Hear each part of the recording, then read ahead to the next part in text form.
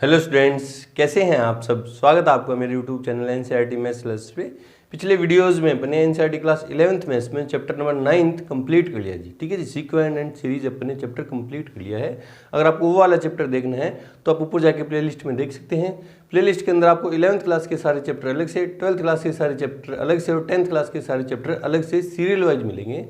आप किसी भी क्लास के अंदर कोई से भी चैप्टर में कोई सा भी एग्जाम्पल या क्वेश्चन देखना चाहते हैं तो आप ऊपर जाके प्लेलिस्ट में सिंगल क्लिक पे देख सकते हैं। ठीक है जी, आज के इस वीडियो में अपन एनसीईआरटी क्लास 11th मैथ्स में चैप्टर नंबर 10th स्टार्ट करने वाले हैं। स्ट्रेट लाइन है ना, स्ट्रेट लाइन जो है इससे अपन क्या करेंगे, कोऑर्डिनेट ज्योमेट्री स्टार्ट करेंगे ना। न केवल ये 11th क्लास के पॉइंट ऑफ व्यू से इंपॉर्टेंट है बल्कि आगे 12th क्लास में भी इसका यूज होने वाला है। मतलब इससे रिलेटेड क्वेश्चन अपन देखेंगे आगे भी जाके ना। 3D में यहाँ 2D पढ़ेंगे, 2D प्लेन पढ़ेंगे, वहाँ क्या पढ़ेंगे 3D स्पेस पढ़ेंगे 12th क्लास के अंदर। तो इंपॉर्टेंट है ना, मार्केट वैल्यू क्या है, इंपॉर्टेंट है, तो ध्यान से देखेंगे ना। तो क्या क्या चैप्टर का नाम क्या है, स्ट्रेट लाइन, सरल रेखाएं ना, सरल रेखाएं। स्ट्रेट लाइन से आप वाकिफ हो 10th क्लास से ना। 10th क्लास में आपने पढ़ी थी कि लाइन की इक्वेशन क्या होती है, ax plus b y plus c equals to 0। ये लाइन की इक्वेशन होती है ना, वेयर ए बी सी तो क्या है, रियल नंबर है और एक्स वाई क्या है, वेरिएबल है ना। और आपने उनकी अलजेब्रा पढ़ी थी कि दो लाइन के प्रतिच्छेदी होने की क्या कंडीशन है, पैरेलल होने की क्या कंडीशन है और कोइंसिडेंट होने की क्या कंडीशन है। आपने देखा था कि a1 upon a2 equals to not equals to b1 upon b2, दो लाइन है ना, a1x और a1x plus b1y plus c1 equals to 0 और a2x plus b2y plus c2 equals to 0, दो लाइन इस तरह से गिवन है। तो अगर ये है तो क्या है, इंटरसेक्टिंग लाइन होंगी ना, इंटरसेक्टिंग और पैरेलल होने की कंडीशन अलग अलग दी थी। मतलब आपने वहाँ अलजेब्रा पढ़ा था ना, दो लाइंस के क्या पढ़ा था आपने, अलजेब्रा पढ़ा था। यहाँ हम क्या पढ़ेंगे, इक्वेशन ऑफ लाइन है ना, equation of line in coordinate geometry ना। कोऑर्डिनेट ज्योमेट्री मतलब 2D प्लेन है कोई, ये एक्स एक्सिस है, ये एक्स एक्सिस है और ये क्या है, वाई एक्सिस है। मान लो ये कोई लाइन है, ये कोई लाइन है ना, तो इसकी इक्वेशन क्या होगी, जब इस पे डिफरेंट कंडीशन है, इसका स्लोप गिवन होगा, पॉइंट गिवन होंगे, स्लोप क्या होगा सर अभी अपन चर्चा करेंगे ना। तो इसकी लाइन की इक्वेशन पढ़ेंगे। तो इक्वेशन क्या होती है ना, इक्वेशन क्या होती है, लिख दे रहा हूं, equation of line, equation of line is a mathematical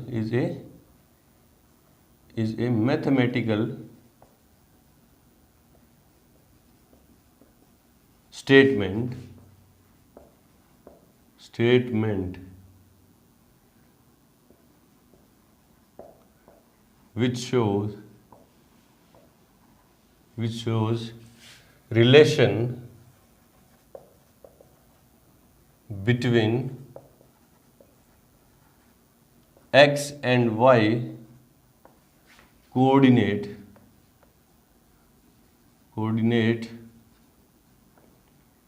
of all points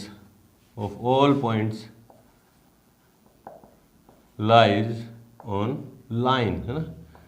क्या है लाइन, इक्वेशन क्या होती है, equation of line is a mathematical statement. अपन सिर्फ लाइन की इक्वेशन की बात करें, बाकी जितने भी कर रहे हैं उनकी इक्वेशन भी यही डेफिनेशन है ना।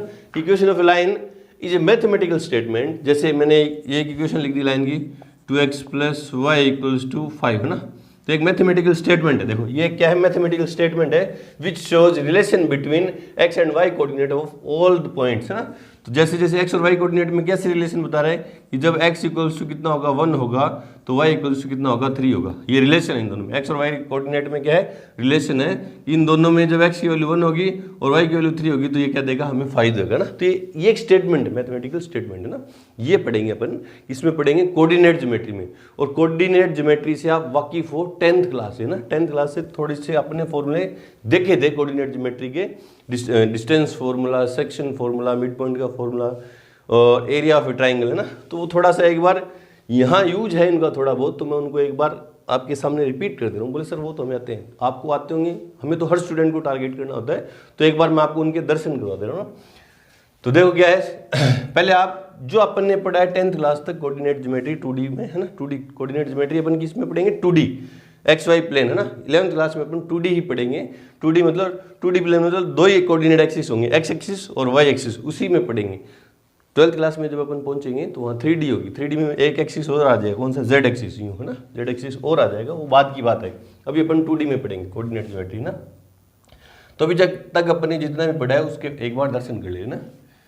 देखो क्या है, मान लो कोई 2 पॉइंट है ना, डिस्टेंस फॉर्मूला, डिस्टेंस फॉर्मूला मान लो क्या है कि 2 पॉइंट हैं, एक तो है A जिसके कोऑर्डिनेट है x1, y1, और यहाँ कोई दूसरा पॉइंट है B जिसके कोऑर्डिनेट है x2, y2। तो इन दोनों के बीच की डिस्टेंस क्या होगी, AB है ना। तो AB ये डिस्टेंस फाइंड करने का मेरे पास फॉर्मूला था, इनको AB भी लिखते हैं, BA भी लिखते हैं। तो फॉर्मूला क्या था, AB equals to √x2 minus x1 की whole square plus y2 minus y1 की होल स्क्वायर, ठीक है। और अपन इसको यूँ भी लिखते थे, और अपन इसको AB को यूँ भी लिखते थे कि √x1 माइनस x2 की whole square plus y1 minus y2 की होल स्क्वायर। चाहे तो x2 माइनस x1 या x1 माइनस x2 कर लो, क्योंकि ऊपर स्क्वायर है, स्क्वायर करेंगे तो किसी भी नंबर का, रियल नंबर का स्क्वायर क्या आएगा, पॉजिटिव ही आने वाला ना। तो ये कोऑर्डिनेट रियल नंबर ही होंगे तो पॉजिटिव ही आएगा। तो इन दोनों में से कोई सा भी अपन अप्लाई कर सकते थे, अपने इतना देखा था, ठीक है। Distance from origin, distance from origin, ये कोई नया फॉर्मूला नहीं है, ये इसी से निकल गया है ना। मान लो कोई पॉइंट है P है ना, जिसके कोऑर्डिनेट है x और y, और उसकी डिस्टेंस मेरे को चाहिए ओरिजिन से। ओरिजिन के कोऑर्डिनेट क्या होते हैं, 0,0। तो इस फॉर्मूले में है ना, इस फॉर्मूले में एक्स वाई और 0,0 पुट करूंगा तो x1 y1, मान लो ये x1 y1 है, यहाँ 0 0 पुट करूंगा तो क्या आ जाएगा, x2 square plus y2 square, मतलब OP है ना। OP क्या हो जाएगा, √x square plus y square. बोले सर x2 की जगह तो x2 y2 की जगह तो xy, और x1 y1 की जगह 0 0 पुट करूंगा तो x square plus y square आ जाएगा। ये फॉर्मूला था, ठीक है। फिर है सेक्शन फॉर्मूला ना, सेक्शन फॉर्मूला, विभाजन सूत्र। ये दूरी सूत्र था, ये विभाजन सूत्र था। सेक्शन फॉर्मूला ये अपने पढ़े थे इंटरनल सेक्शन ना। पहले कौन सा देखेंगे, इंटरनल। मान लो कोई 2 पॉइंट है A जिसके कोऑर्डिनेट है x1 और y1, और दूसरा कोई पॉइंट है B जिसके कोऑर्डिनेट है x2 और y2, ठीक है। इन दोनों को ज्वाइन करने वाली एक लाइन है। इस लाइन पर एक और पॉइंट है, मान ले रहा हूँ P जिसके कोऑर्डिनेट क्या है, x और y, और इस पॉइंट P ने इस लाइन AB को किस रेशो में डिवाइड कर दिया, m1:m2 में डिवाइड कर दिया। जो पॉइंट P था, मान लो ये पॉइंट, इस तरफ तो m1 पार्ट है और इस तरफ क्या है, m2 पार्ट है ना।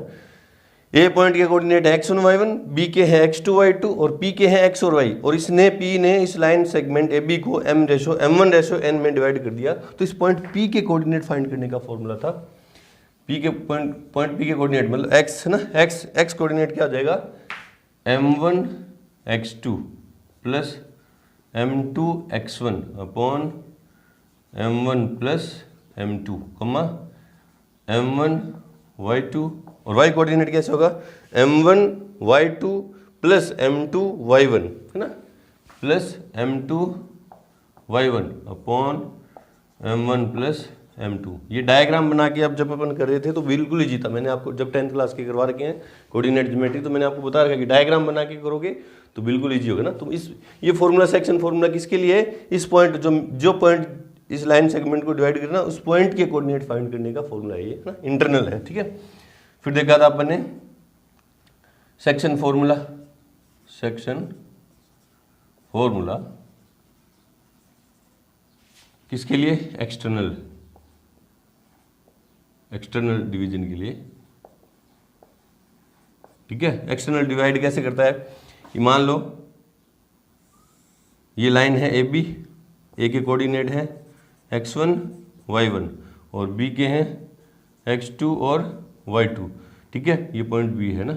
तो एक पॉइंट P है जो इस लाइन AB को एक्सटर्नली डिवाइड करेगा। बोले सर एक्सटर्नली कैसे करेगा, कि AB को या तो मैं इस तरफ आगे बढ़ा दूं है ना, या AB को मैं इस तरफ आगे बढ़ा दूं।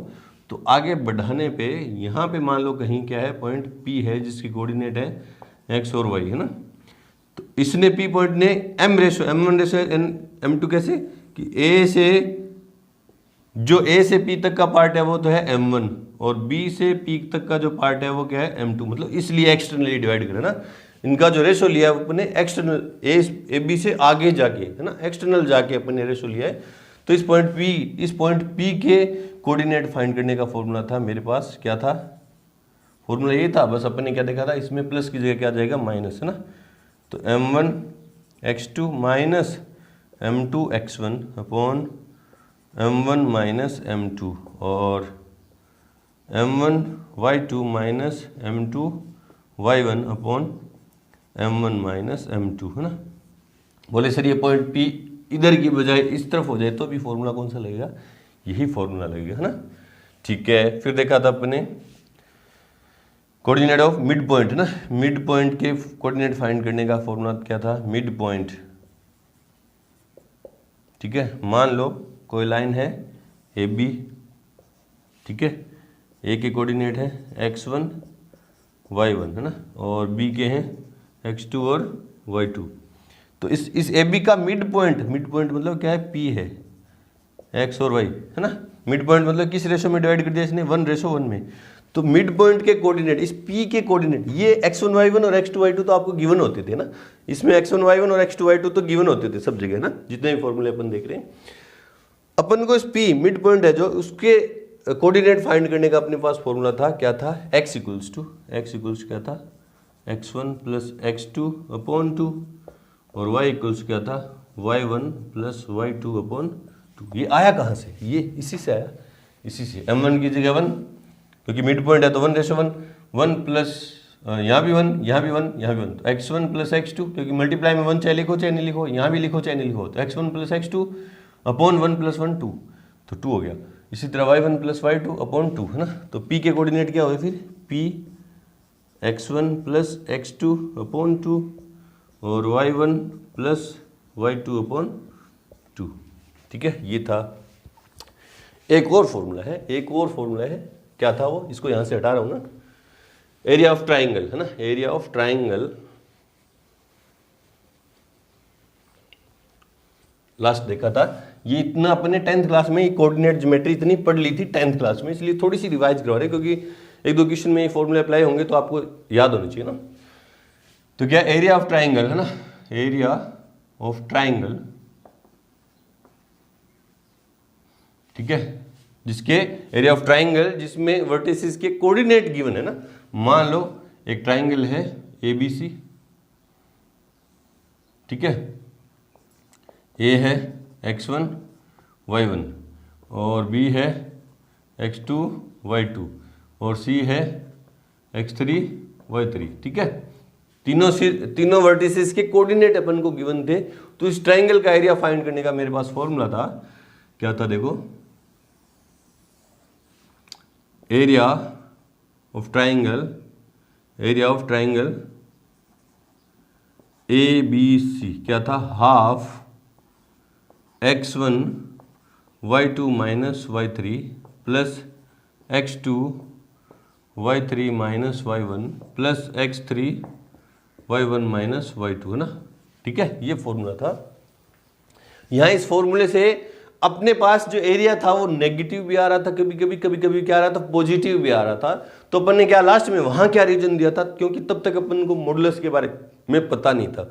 तो वहां अपन ने क्या किया था, मान लो एरिया आया, एरिया ऑफ ट्राइंगल ABC मान ले रहे हैं, माइनस के 12 यूनिट स्क्वायर आया ना, यूनिट स्क्वायर आया। तो अपन ने वहां क्या रीजन दिया था, since area can not be negative, area can not be negative, therefore area of triangle, फिर माइनस वाले साइन को अपन क्या कर देते थे, छोड़ देते थे। Area of triangle ABC equals to क्या है, 12 यूनिट स्क्वायर या स्क्वायर यूनिट है ना, यूनिट स्क्वायर। ठीक है, ये रीजन दिया था वहां पे है ना, क्योंकि एरिया नेगेटिव होता नहीं है तो अपन ने वहां क्या कह दिया था कि इसलिए अपन नेगेटिव साइन को छोड़ दे रहे थे ना। लेकिन यहाँ अपन को हमेशा पॉजिटिव चाहिए, एरिया पॉजिटिव होगा। तो अब अपन मॉडुलस से भी वाकिफ है, तो इसकी क्या लगा देंगे, मोड लगा देंगे। इसको क्या लगा देंगे, मोड लगा देंगे। जो भी अंदर वाली क्वांटिटी, क्योंकि ये 1/2 तो पॉजिटिव ही रहने वाला, अंदर वाली क्वांटिटी कभी नेगेटिव होगी कभी पॉजिटिव होगी। नेगेटिव आएगी, अंदर वाली क्वांटिटी को सोल्व करके नेगेटिव आएगी तो मॉडुलस उसको क्या कर देगा, पॉजिटिव कर देगा। तो एरिया हमेशा क्या आएगा, पॉजिटिव आएगा ना। और ये भी रीजन में बता दे रहा हूँ ना, ये भी रीजन में बता दे रहा हूँ कि एरिया नेगेटिव क्यों आता है ना, एरिया नेगेटिव क्यों आता है। देखो इफ जो वर्टिसेस है ना, वर्टिसेस है ए बी सी जो मैंने लिए इस ट्राइंगल के अंदर, जो लिए मैंने, if vertices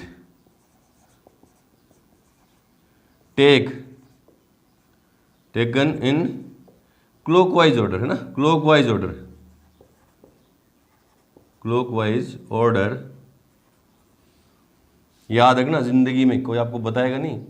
vertices, if vertices taken in clockwise order then area of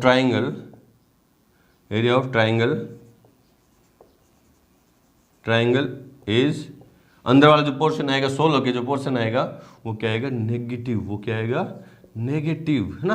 ठीक है, ये फॉर्मूला अपन को दो चीजें बताता है, एरिया तो बताता है, उसके साथ अगर नेगेटिव आए, अगर नेगेटिव आ रहा है तो आपको ये फॉर्मूला आपको क्या बता रहा है कि जो आपने जो वर्टिसेस लिए हैं वो किस ऑर्डर में लिए हैं, क्लॉकवाइज ऑर्डर में लिए हैं। मतलब कैसे, x1 y1 फिर x2 y2 फिर x3 y3 ना, क्लॉकवाइज ऑर्डर में, यूं है ना, यूं। देखो यहां तो नहीं बता रहा, यहां बता दे रहा हूं ना, ये a x1 y1 फिर b x2 y2 और फिर क्या c x3 y3। मतलब किस ऑर्डर में, क्लॉक यूं तो चलती है ना, सुई अपनी यूं तो घूमती है, यूं है ना। तो क्लॉकवाइज ऑर्डर में जो वर्टिसेस लिए अपन ने किस ऑर्डर में लिए, क्लॉकवाइज ऑर्डर में जब अपन लेंगे तो एरिया क्या आएगा, नेगेटिव आएगा। और एंटी क्लॉकवाइज ऑर्डर में जब लेंगे, जैसे ये x1 y1 x2 y2 और x3 y3, देखो यूं एंटी क्लॉकवाइज ऑर्डर में लेंगे तो एरिया क्या आएगा, पॉजिटिव आएगा ना। लिख लेना आप, कोई बताएगा नहीं आपको, और पता भी नहीं होगा शायद, बताया तो अच्छी बात है ना। If vertices taken in anti clockwise order, है ना, anti clockwise order, then area of triangle is positive. कैसा आएगा, पॉजिटिव आएगा, है ना। आएगा तो इसमें नेगेटिव, लेकिन मॉडुलस क्या कर देगा, पॉजिटिव। लेकिन नेगेटिव आ क्यों रहा है ना, क्वेश्चन करो कि सर ये नेगेटिव आ क्यों रहा है, एरिया नेगेटिव होता तो नहीं, लेकिन आ क्यों रहा है। तो अब इसका रीजन भी आपको पता चल गया कि अगर क्लॉकवाइज रीजन में लेंगे, क्लॉकवाइज डायरेक्शन में लेंगे ना, क्लॉकवाइज डायरेक्शन में लेंगे वर्टिसेस जो हैं अभी बताया, जैसे x1 y1 x2 y2 और x3 y3, क्लॉकवाइज में लेंगे तो नेगेटिव आएगा, और एंटी क्लॉकवाइज लेंगे तो क्या आएगा, पॉजिटिव आएगा। ये भी आपने रीजन देखा ना। चलो जी, ये इतनी जो कोऑर्डिनेट ज्योमेट्री थी अपने 10th क्लास के अंदर देख लिया था, ये यहाँ तक देख लिया था, ये नहीं पता था, पता चल गया फिर नेगेटिव पॉजिटिव क्या तक। तो आई होप कि आपको फॉर्मूले याद है, अगर नहीं भी याद है तो आप इनको अच्छे से याद कर लें। अब अपन बढ़ते हैं अपने 11th क्लास के टॉपिक की तरफ, कौन सा, स्लोप ऑफ ए लाइन, है ना। स्लोप ऑफ ए लाइन क्या होता है उसकी तरफ बढ़ते हैं, उससे पहले वीडियो को रोके और इतना नोट कर लें, है ना। अब अगला हमारा टॉपिक क्या है कि स्लोप ऑफ ए लाइन, किसी रेखा की ढाल क्या होती है ना। तो देखो मोस्ट इंपोर्टेंट है ये, देखो क्या है, मान लो ये 2D प्लेन है, 2D क्या है, प्लेन है, ठीक है, ये 2D प्लेन है, x डैश और y डैश ना। तो एक लाइन है ना, जो यूं जा रही है ना, जो क्या जा रही है, यूं जा रही है ना, ठीक है। तो स्लोप क्या है, स्लोप क्या है, देखो स्लोप क्या है, तो इस लाइन को एक्सटेंड करके अपन x एक्सिस को कटवाएंगे ना, x एक्सिस को कट करेंगे, है ना। अगर देखो अभी तो कट करनी नहीं है, तो दोनों तरफ लाइन आपको पता, दोनों तरफ अपन इनफाइनाइट तक उसको बढ़ा सकते हैं। लाइन सेगमेंट नहीं बोल रहा मैं, लाइन बोल रहा हूँ ना। लाइन सेगमेंट के तो एंड पॉइंट होते हैं, लाइन के क्या है, दोनों तरफ एंड तक जाती है। तो मैं जब इसको बढ़ाऊंगा ना, बढ़ाऊंगा तो एक्स एक्सिस को कट कर देगी ना, एक्स एक्सिस को क्या कर देगी, कट कर देगी। तो इस लाइन ने, जो भी लाइन है, उस लाइन ने positive direction of X axis, positive direction मतलब ओरिजिन से राइट हैंड साइड की तरफ, पॉजिटिव डायरेक्शन ये था, positive direction of X axis साथ measure anticlockwise, anticlockwise जो एंगल बनाया उसको बोलते हैं थीटा, है ना। वो क्या होता है, इंक्लिनेशन, है ना। क्या होता है, इंक्लिनेशन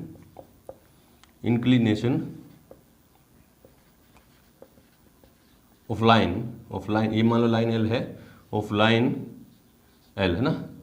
रेखा एल का झुकाव, रेखा एल का झुकाव, और झुकाव किसके साथ, एक्स एक्सिस के साथ देखा जाएगा ना, ठीक है।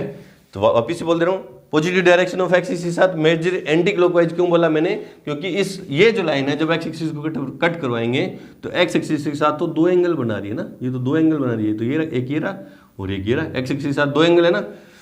लेकिन ये क्या है, positive direction of X axis के साथ क्लॉकवाइज डायरेक्शन में मेजर्ड है और ये किस डायरेक्शन में, एंटी क्लॉकवाइज डायरेक्शन में। तो अपन किसकी बात करें, एंटी क्लॉकवाइज जो एंगल है उसी की बात करें ना।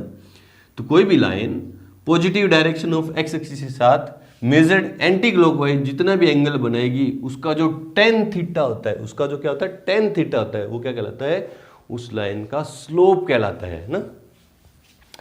Therefore slope of line L equals क्या आ जाएगा, टेन थीटा है ना, टेन थीटा है ना। स्लोप ऑफ लाइन को अपन किससे लिखते हैं, since slope of line L को अपन लिखते हैं m से, स्लोप को किससे लिखते हैं, m से लिखते हैं। तो देयरफॉर m क्या हो जाएगा, m क्या हो जाएगा, टेन थीटा हो जाएगा ना, क्या हो जाएगा, टेन थीटा। वापिस से समझ लो, जहां थीटा क्या है, किसी भी लाइन का positive direction of X axis के साथ मेजर्ड एंटी क्लॉकवाइज जो एंगल है वो क्या कहलाता है, उसका जो टेन थीटा लेंगे, टेंजेंट लेंगे, वो क्या कहलाएगा, slope of that line, particular line है ना। अब ये डिफरेंट कंडीशन हो सकती है ना, डिफरेंट आपको पता है थीटा कितना होगा, सिंस थीटा जो है 0 डिग्री से ग्रेटर और इसके इक्वल होगा और 180 से लेस और उसके इक्वल होगा। सर 180 से क्यों, क्योंकि कोई भी line positive direction of axis के साथ या तो 0 डिग्री का एंगल बनाएगी या क्या बनाएगी, 180 डिग्री का एंगल बना सकती है, उससे बड़ा नहीं बना सकती। बोले सर उससे बड़ा भी तो बना सकती है, इस तरह से जाएगी तो 180 से छोटा ही होगा ना, 180 से छोटा ही होगा। अब देखो डिफरेंट कंडीशन है। मान लो कोई लाइन यूं गई है ना, यूं गई, ठीक है, और मान लो कोई लाइन क्या गई, यूं गई, ठीक है, या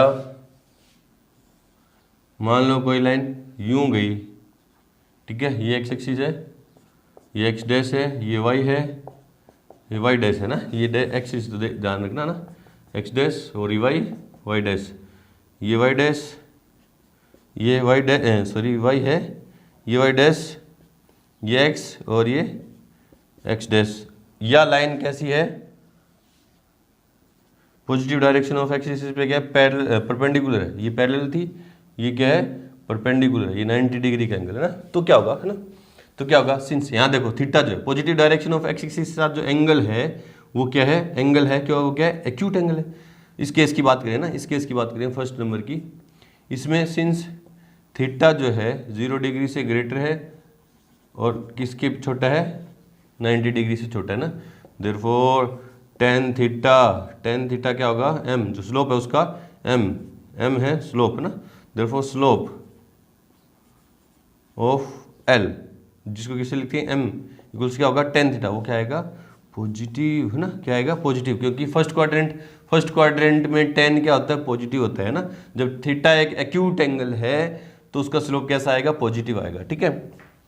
तो आप समझिए होंगे स्लोप पॉजिटिव आ रहा है तो थीटा एक्यूट एंगल है। दो बातें समझे, इस theta tan theta slope positive होने से आपके पास दो बातें समझ में आई कि अगर स्लोप पॉजिटिव है तो उसका जो लाइन है उसका जो इंक्लिनेशन है वो क्या है, एक्यूट एंगल होगा, और अगर एक्यूट एंगल है तो स्लोप कैसा होगा, पॉजिटिव होगा, ठीक है।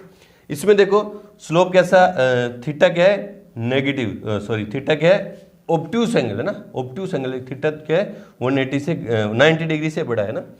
सिंस थीटा जो है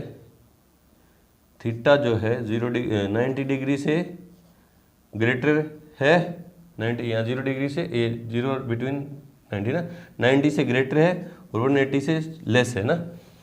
देयरफॉर स्लोप ऑफ L जिसको किससे लिखेंगे, m से, m इक्वल्स क्या होगा, टेन थीटा। और सेकंड क्वाड्रेंट, ये क्या कौन सा क्वाड्रेंट है, सेकंड क्वाड्रेंट में टेन क्या होगा, नेगेटिव है ना, कैसा होगा, नेगेटिव होगा है ना। सेकंड क्वाड्रेंट यहाँ लिख दो, सिंस सेकंड क्वाड्रेंट। बोले सर कैसे पता चला, अरे ट्रिग्नोमेट्री पढ़ी है ना, सेकंड क्वाड्रेंट 90 से ग्रेटर और 180 से लेस, कौन सा क्वाड्रेंट बैठता है, नेगेटिव, और सेकंड क्वाड्रेंट में 10 क्या होगा, नेगेटिव। तो अगर स्लोप नेगेटिव है तो आप तो वो समझ में आ गया कि क्या होगा, इंक्लिनेशन क्या है, ऑब्ट्यूस एंगल है, और अगर इंक्लिनेशन ऑब्ट्यूस एंगल है तो स्लोप क्या होगा, नेगेटिव। ठीक है, इसमें क्या है, थीटा क्या है, इस कंडीशन में क्या है, थीटा इक्वल्स कितना आ रहा है, 0 डिग्री आ रहा है ना, थीटा क्या आ रहा है, 0 है ना, क्योंकि पैरेलल है, एक्स एक्सिस के पैरेलल जो लाइनें होंगी उसका एक्स एक्सिस के साथ एंगल कितना होगा, 0 डिग्री होगा ना। देयरफॉर m जो स्लोप है वो क्या होगा, tan 0, और tan 0 क्या होगा, 0 होता है, sin 0 अपॉन cos 0 ना, 0 होगा, है ना। इसका मतलब क्या है, इसका मतलब क्या है, line parallel to x axis और एक्स एक्सिस इटसेल्फ, है ना, इटसेल्फ। ठीक है, अगर किसी लाइन का स्लोप 0 डिग्री है, 0 डिग्री है तो अपन अपने दिमाग में दो बातें आएंगी कि या तो लाइन क्या है, एक्स एक्सिस के पैरेलल है, या एक्स एक्सिस खुद है, खुद का ही स्लोप क्या है, 0 है। ठीक है, इसकी बात करते हैं, थर्ड थी ना, ये थर्ड बात थी, ये थर्ड कंडीशन थी, ये सेकंड थी, और ये क्या फोर्थ है ना। इसमें थीटा कितना आ रहा है, 90 डिग्री ना, थीटा कितना आ रहा है, 90 डिग्री। देयरफॉर m जो स्लोप है, इसकी लाइन का स्लोप, ये लाइन l है ना, ये लाइन क्या है, l है, ये लाइन क्या है, l है ना, तो इसमें स्लोप क्या होगा, tan 90, और m क्या हो जाएगा, tan 90 का sin 90 अपन cos 90, नोट डिफाइन है ना, नोट डिफाइन, इनफाइनाइट। ठीक है, तो आप क्या समझे, अगर किसी लाइन का स्लोप नोट डिफाइन है, इनफाइनाइट आ रहा है, तो आप क्या समझिए कि वो लाइन परपेंडिकुलर है किसके, एक्स एक्सिस के, या क्या है वाई, या इसको परपेंडिकुलर एक्स एक्सिस, या क्या बोल सकते हैं, पैरेलल है वाई एक्सिस के, या वाई एक्सिस खुद है ना। इसका मतलब क्या हुआ, लाइन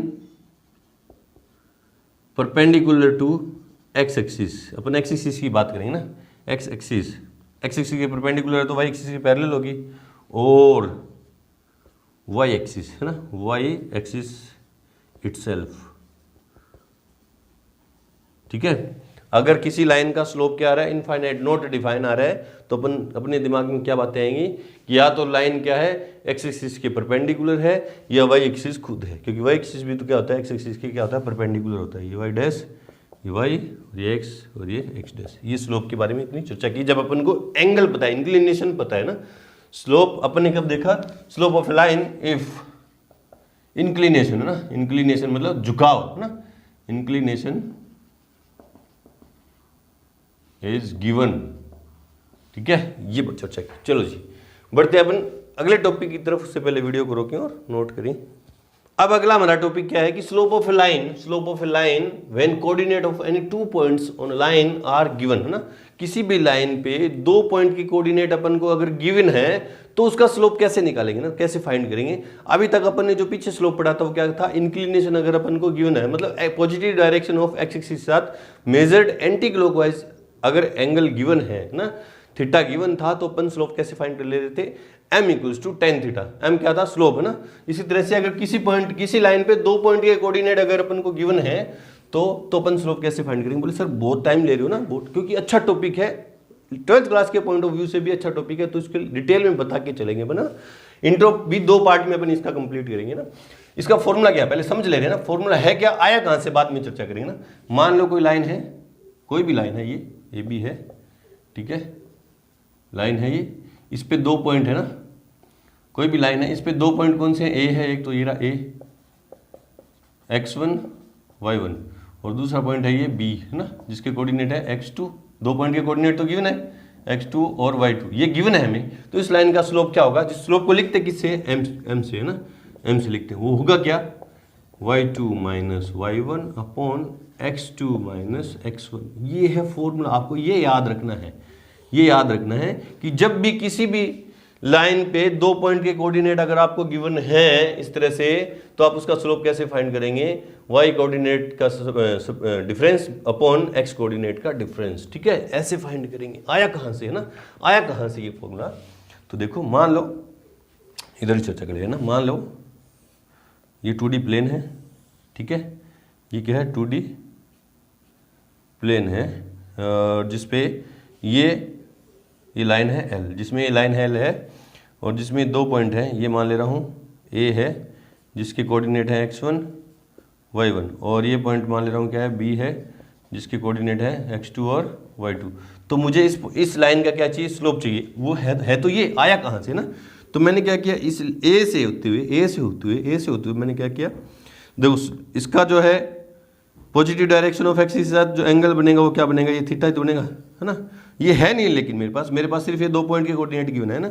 तो क्या करूंगा मैं, ये फॉर्मूला लाने के लिए मैं क्या करूंगा, देखो मैंने क्या किया, पॉइंट ए से एक्स एक्सिस, ये एक्स एक्सिस है ना, ये एक्स डैश और ये वाई और ये वाई डैश, एक्स ए से एक्स एक्सिस के पैरेलल एक लाइन ड्रॉ की और बी से वाई एक्सिस के पैरेलल एक लाइन ड्रॉ की मैंने। ये दोनों ने यहाँ पे एक दूसरे को कितने डिग्री के एंगल पे कट किया, 90 डिग्री के एंगल पे, ठीक है। अगर ये थीटा है और ये लाइन इसके पैरेलल है तो ये भी थीटा होगा, क्योंकि कोरस्पॉन्डिंग एंगल है ना, कोरस्पॉन्डिंग एंगल है। यहाँ देखो, यहाँ एक्स कोऑर्डिनेट कितना है, x1, यहाँ एक्स कोऑर्डिनेट कितना है, x2, ठीक है। और यहाँ y कोऑर्डिनेट कितना है, यहाँ y कोऑर्डिनेट कितना है, y2, और a के लिए y कोऑर्डिनेट कितना है, y1, ठीक है। तो मैं अगर ये थीटा, मुझे क्या चाहिए, tan थीटा, स्लोप क्या होता है, m इक्वल्स क्या होता है, tan थीटा ना, हमें पता है सिंस m इक्वल्स क्या होता है, tan थीटा, है ना, tan थीटा। तो m इक्वल्स ना tan थीटा, इस ट्राइंगल में P B P upon H H P, है ना, एच एच बी, है ना, P B P upon H H B, है ना, perpendicular upon base. tan theta क्या होता है, 10th क्लास में पढ़ा था ना ये अपने, परपेंडिकुलर अपॉन बेस, है ना, परपेंडिकुलर अपॉन बेस होता है। tan थीटा क्या होता है, परपेंडिकुलर अपॉन बेस। तो m इक्वल्स टू क्या होगा, m इक्वल्स क्या हो गया, परपेंडिकुलर क्या है, इस थीटा के लिए परपेंडिकुलर क्या है, मान ले रहा हूँ ये पॉइंट क्या सी है, BC, है ना, BC अपॉन बेस क्या है, AC, अपॉन बेस क्या है, AC। तो m इक्वल्स टू क्या होगा, BC डिस्टेंस कितनी है, y2 माइनस y1, है ना, y2 माइनस y1, क्यों BC देखो ना, BC देखो, यहाँ कितनी वैल्यू y की, y2 है, और यहाँ कितनी है, y1 है। देखो ये y2 माइनस y1, ये डिस्टेंस y2 माइनस y1 तो होगा, अपॉन AC क्या है, ये वाली डिस्टेंस कैसे, x2 माइनस x1, है ना, अपॉन x2 माइनस x1। तो यही है, ये क्या है, ये तो है slope of a line when two coordinate of 2 points on line are given, है ना। इस तरह से अपन ये फाइंड करेंगे। ये फॉर्मूला आया कहाँ, फॉर्मूला याद आपको ये रखना, आया कहाँ से, इस तरह से। बोले सर ये तो आपने डायग्राम यूँ बना लिया ना, अगर मान लो लाइन कुछ यूँ होती, तो क्या करते सर, ठीक है, तो क्या करते, ये यूँ होती है ना, तो क्या करते, ये मान ले रहा हूँ a है, क्या है, x1 y1, है ना,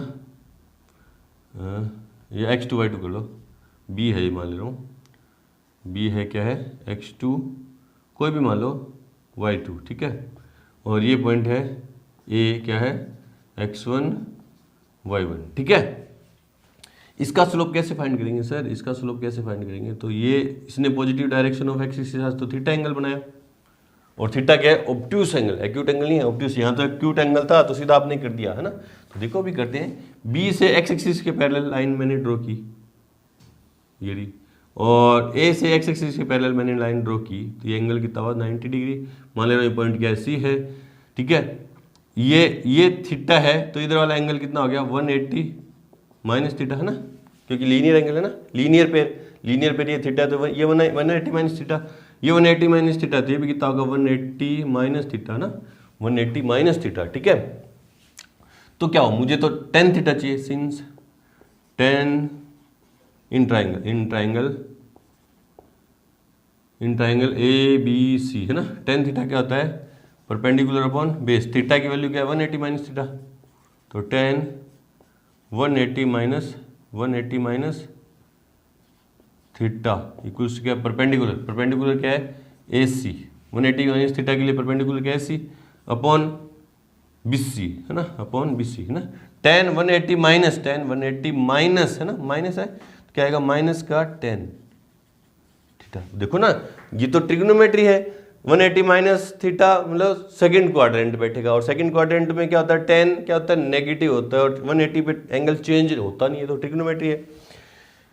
AC कितनी है, AC देखो, ये AC कितनी है, y1 माइनस y2, क्योंकि ये y1 है यहाँ पे, और ये क्या y2, है ना, तो y1 minus y2 upon BC कितनी है ये डिस्टेंस x2 माइनस x1 है ना। यहाँ x2, यहाँ x कोऑर्डिनेट कितना है x2 और यहाँ कितना है x1, x2 माइनस x1 है ना। और ये इधर माइनस उधर जाएगा तो देखो tan थीटा क्या हो जाएगा minus y1 minus y2 upon x2 minus x1, और ये माइनस ऊपर मल्टीप्लाई करूँगा तो tan थीटा है ना, जो स्लोप है ना, स्लोप है वो क्या हो जाएगा m इक्वल्स टू क्या हो जाएगा tan थीटा, जो क्या हो जाएगा y2 minus y1 upon x2 minus x1। यही फॉर्मूला आया, दोबारा भी क्या आया, यही फॉर्मूला आया अपने पास निकल के, देखो यही है ना। तो चाहे लाइन कैसी भी हो, अगर उस लाइन पे 2 पॉइंट के कोऑर्डिनेट अपन को गिवन है तो उसका स्लोप कैसे फाइंड करेंगे, इसी फॉर्मूले से। याद आपको यही रखना, ये दोनों आए कहाँ से आपको पता चल गया। चलो जी बढ़ते हैं अपने अगले टॉपिक की तरफ, उससे पहले वीडियो को रोकें और नोट करें। तो अब अगला हमारा टॉपिक है क्या, condition of parallelism and perpendicularity of two lines है ना। दो रेखाओं के समांतर और लंबवत होने की क्या है कंडीशन क्या है, ये टॉपिक करेंगे, फिर एक एग्जांपल करेंगे। इसके बाद में जो रिमेनिंग इसके टॉपिक है, इंट्रो पार्ट में जो रिमेनिंग टॉपिक है वो करेंगे नेक्स्ट पार्ट में वीडियो की है ना। तो पहले बात करते हैं कंडीशन ऑफ पैरेललिज्म है ना, पहले बात करते हैं कंडीशन ऑफ पैरेललिज्म है ना। पैरेललिज्म समांतर होने की कंडीशन क्या है, दो लाइन है ऑफ टू लाइन्स है ना, टू लाइन्स है ना। कंडीशन क्या है, कंडीशन क्या है कि दोनों लाइंस के स्लोप क्या होंगे, इक्वल होंगे। दो लाइन है तो दोनों के अलग अलग स्लोप होंगे है ना, उन दोनों के स्लोप कैसे होंगे, इक्वल होंगे। बोले सर कैसे होंगे ना, ये कंडीशन है, आई कहाँ से वो देख लो है ना। पहले कंडीशन आपको याद इस फॉर्म में रखनी है, जैसे फॉर्मूला आपको याद पीछे दो लाइन के पॉइंट पे, किसी लाइन पे 2 पॉइंट के कोऑर्डिनेट गिवन थे तो फॉर्मूला क्या था स्लोप का, m equals to y2 minus y1 upon x2 minus x1 था। आया कहाँ से था वो बाद में चर्चा की थी। कंडीशन ये है आई कहाँ से वो चर्चा कर लेंगे ना। देखो क्या है, ये x एक्सिस, ये x और ये y डैश है ना। दो लाइन है, दोनों कैसी हैं, पैरेलल है ना, दोनों कैसी हैं, पैरेलल लाइन है। ये L1 है और ये क्या है L2 है ना, दोनों पैरेलल है। तो दोनों का positive direction of x axis के साथ मेजर्ड एंटी क्लॉकवाइज जो एंगल है वो क्या होंगे, इक्वल होंगे ना। ये मान ले रहा हूँ बीटा है ना, सिंस L1 पैरेलल है L2 therefore alpha equals to क्या है, बीटा है। दोनों दो पैरेलल लाइन के पॉजिटिव डायरेक्शन ऑफ एक्सिस के साथ एंगल क्या होंगे, बीटा होंगे। ठीक है, ठीक है, देयरफॉर tan अल्फा इक्वल्स क्या होगा, tan बीटा होगा कि नहीं होगा। और tan अल्फा क्या है, लाइन L1 का क्या हो जाएगा, स्लोप m1, और tan बीटा क्या है, लाइन L2 का स्लोप क्या हो जाएगा, m2। तो ये कंडीशन है, दो लाइन के पैरेलल होने की क्या कंडीशन है, दोनों के स्लोप इक्वल होंगे ना। अब बात करते हैं कंडीशन ऑफ परपेंडिकुलरिटी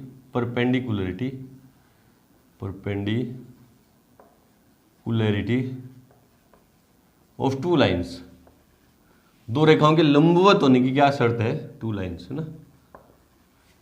ठीक है, कंडीशन क्या है कि m1 इंटू m2 इक्वल्स क्या है, -1। कंडीशन ये है, आई कहाँ से, जैसे ये कंडीशन थी आई कहाँ से ये बता दिया था। अब देखो दो लाइन है, ठीक है, ये coordinate axis y dash x और x डैश है ना। दो लाइन है, मान ले रहा हूँ ये L1 है, ठीक है, और दूसरी है L2 है ना। दोनों एक दूसरे को कितने डिग्री के एंगल पे कट करिए, 90 डिग्री के। और लाइन L1 का जो स्लोप है, इंक्लिनेशन है, झुकाव है, वो क्या है, alpha, positive direction of axis के साथ एंटी क्लॉकवाइज। और लाइन L2 का जो झुकाव है, इंक्लिनेशन है, वो क्या है, बीटा। ये एंगल ये 90 है तो ये भी क्या होगा, 90 डिग्री ना। ठीक है ना।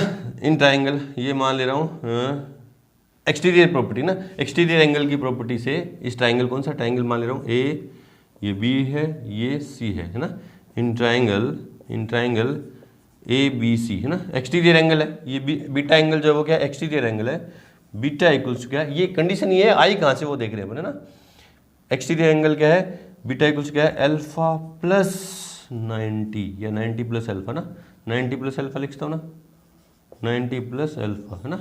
Since property of exterior angle ना, प्रॉपर्टी ऑफ एक्सटीरियर एंगल है ना, एक्सटीरियर एंगल है ना। ठीक है, अब दोनों तरफ क्या ले लूँ मैं, 10 ले लूँ, देयरफॉर 10 बीटा इक्वल्स क्या होगा, 10 90 plus alpha, 10 beta equals to 10 90 plus second quadrant में 10 क्या होगा, नेगेटिव, और 90 पे एंगल, 90 पे जो ट्रिग्नोमेट्रिक रेशो है, ट्रिग्नोमेट्रिक फंक्शन है, वो चेंज होंगे। 10 किस में चेंज होगा, कोट में, कोट अल्फा, है ना, ठीक है। 10 बीटा इक्वल्स क्या हो गया, -1/10 अल्फा, हो गया कि नहीं हो गया, बीटा कोट अल्फा क्या होगा, 1/10 अल्फा, ये इधर डिवाइड में इधर जाएगा तो मल्टीप्लाई में, तो 10 अल्फा इंटू 10 बीटा इक्वल्स क्या है, -1। 10 अल्फा क्या होगा, स्लोप ऑफ 10 अल्फा क्या होगा, स्लोप ऑफ लाइन L1, है ना, जिसको किससे लिखेंगे, M1 डॉट 10 बीटा क्या होगा, स्लोप ऑफ लाइन L2, क्योंकि बीटा एंगल क्या है, positive direction of X axis के साथ मेजर्ड एंटी क्लॉकवाइज है ये एंगल, तो क्या होगा, M2 इक्वल्स क्या होगा, -1। यही तो कंडीशन है, दो लाइन के परपेंडिकुलर होने की कंडीशन क्या है कि उन दोनों के स्लोप का मल्टीप्लाई क्या होगा, -1 होगा। ये आपको इसी फॉर्म में याद रखनी, आई कहां से वो यहां देख लेंगे हम, है ना। चलो जी, अब करते हैं एग्जांपल नंबर फर्स्ट। उससे पहले वीडियो को रोकें और नोट करें। एग्जांपल नंबर फर्स्ट देखो क्या कह रहा है कि उन रेखाओं के ढाल ज्ञात कीजिए, स्लोप फाइंड कीजिए, ढाल मतलब स्लोप फाइंड कीजिए, जो बिंदु 3, -2 और -1, 4 से होकर गुजरती है, इन 2 पॉइंट से पास हो रही है। सेकंड पार्ट में इन 2 पॉइंट से पास हो रही है, थर्ड पार्ट में इन 2 पॉइंट से पास हो रही है, और फोर्थ पार्ट में positive direction of X axis से कितने डिग्री का एंगल बना रही है, 60 डिग्री का एंगल बना रही है, 60 डिग्री का, है ना, ठीक है जी। चलो जी करते हैं आंसर नंबर ए, है ना, slope of line which is passing through, है ना, पासिंग थ्रू किन किन पॉइंट से, 3, -2, एंड -1, 4, है ना, जिसको किससे लिखेंगे, m से, वो क्या होगा, m equals to y2 - y1 upon x2 - x1, है ना। ये तो फॉर्मूला है, यही तो फॉर्मूला है मेरे पास 2 पॉइंट से पास होने वाली। अगर किसी लाइन पे 2 पॉइंट के कोऑर्डिनेट गिवन है तो उन दोनों उस पॉइंट का, उस लाइन का स्लोप क्या होगा, ये तो फॉर्मूला देखा था अपने अभी। तो इसको x1 y1 मान लो, ये x2 y2 है ना, तो m equals to x1 y1 x2 y2, y2 की जगह 4 माइनस y1 की जगह -2 रखूंगा तो +2, 4 माइनस +2, ठीक है, और x2 की जगह -1 -3, है ना, तो m इक्वल्स टू 6/-4, तो m इक्वल्स टू क्या आ गया, -3/2। अब स्लोप क्या आ गया, नेगेटिव आ रहा है ना, स्लोप क्या आ रहा है, नेगेटिव आ रहा है, तो मतलब टेन थीटा की वैल्यू क्या आ रही है, नेगेटिव आ रही है, मतलब सेकंड क्वाड्रेंट में, कहाँ है, सेकंड क्वाड्रेंट में है, एंगल कहाँ है, सेकंड क्वाड्रेंट का, मतलब जो थीटा है, जो इंक्लिनेशन है वो क्या होगा, ऑब्ट्यूस एंगल, है ना। चर्चा तो पूछा तो नहीं है, लेकिन आप खुद से यूं चर्चा करके देखो ना, खुद से बहस करके देखो कि यार कैसा होगा, ये लाइन कैसी होगी, स्लोप कुछ यूं होगी, है ना, यूं होगी, ये जो थीटा है वो क्या होगा, ऑब्ट्यूस एंगल होगा, तभी तो सेकंड क्वाड्रेंट का एंगल है, तभी तो नेगेटिव आया, है ना, इस तरह से। चलो जी सेकंड पार्ट देखते हैं, इसका बी पार्ट, है ना, बी पार्ट क्या कह रहा है, पॉइंट दे रखिए 3, -2 और 7, -2, इन दोनों बिंदुओं से होकर जाने वाली लाइन का हमें क्या चाहिए, स्लोप चाहिए ना, therefore slope of line which is passing through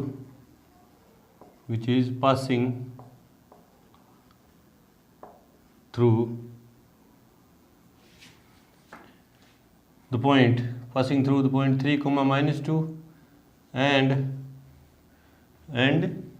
7, -2, ना, उसको किससे लिखेंगे, m equals to y2 - y1 upon x2 - x1, ठीक है। तो m इक्वल्स टू y2 कितना है, ये x1 y1 और x2 y2, है ना, तो x2 की जगह -2, सॉरी y2 की जगह -2, फिर माइनस y1 की जगह -2 रखूँगा तो +2, है ना, फिर x2 की जगह 7 - 3, है ना, तो m इक्वल्स टू क्या है, 0/4, तो m इक्वल्स कितना आ गया, 0 आ गया ना, 0 आ गया, स्लोप 0 है, स्लोप 0 तभी अभी अपने नोट में देखा था, स्लोप 0 है तो क्या होगा, या तो लाइन होगी जो पैरेलल होगी किसके, एक्स एक्सिस के, या क्या होगा, एक्स एक्सिस इटसेल्फ खुद होगा ना, इस तरह से देखेंगे।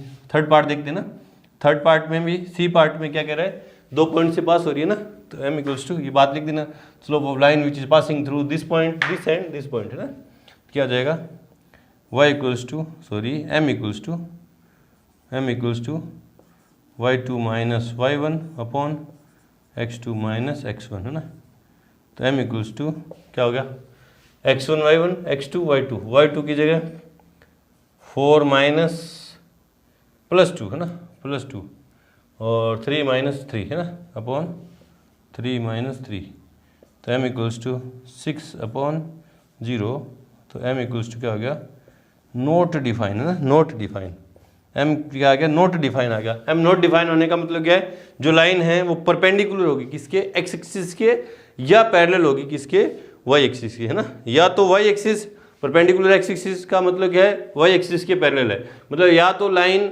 y एक्सिस के पैरेलल है या y एक्सिस इटसेल्फ है ना, तो y एक्सिस तो है नहीं, y एक्सिस तो है नहीं, क्योंकि y एक्सिस पे x कोऑर्डिनेट क्या होते हैं, 0 होते हैं, तो x कोऑर्डिनेट 0 नहीं है ना, x कोऑर्डिनेट 0 नहीं है, तो y एक्सिस नहीं है, ये y एक्सिस के पैरेलल लाइन है ना, इस तरह से देखेंगे। डी पार्ट देखते हैं इसका ना, डी पार्ट क्या कह रहा है, धन x एक्स से 60 डिग्री का कोण बनाती है ना, और उसका मुझे क्या चाहिए स्लोप है ना, therefore slope of line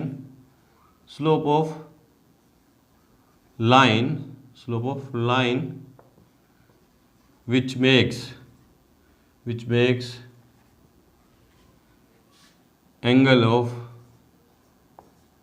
angle 60 degree of with positive direction of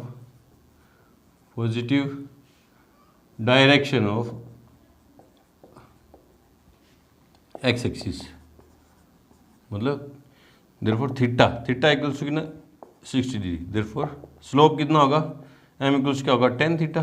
अब अगर एंगल गिवन है तो स्लोप इस फॉर्म में ऐसे फाइंड कर लेंगे, और 2 पॉइंट के कोऑर्डिनेट है तो ऐसे फाइंड कर लेंगे ना, तो m equals to tan 60 degree, तो m इक्वल्स कितना है √3 पॉजिटिव स्लोप है ना, पॉजिटिव स्लोप है तो एक्यूट एंगल, और एंगल देख लो एक्यूट एंगल है ना। चलो चेक कर ले रहे हैं अपन आंसर, चेक कर ले रहे हैं आंसर। एग्जाम्पल नंबर फर्स्ट क्या है, ए पार्ट में -3/2 ठीक है, बी पार्ट में 0, सी पार्ट में नॉट डिफाइन, और डी पार्ट में क्या है √3 है, बिल्कुल सही है ना, इस तरह से करेंगे। तो एक्सरसाइज 10.1 के जो रिमेनिंग इंट्रो पार्ट में जो रिमेनिंग टॉपिक है वो करेंगे वीडियो के नेक्स्ट पार्ट में, क्योंकि वीडियो की ड्यूरेशन को देखते वीडियो काफ़ी लंबा है ना, काफ़ी लंबा हो चुका है। तो मिलते हैं अपनी एक्सरसाइज 10.1 के इंट्रो के सेकंड पार्ट के साथ, तब तक के लिए गुड लक, थैंक यू।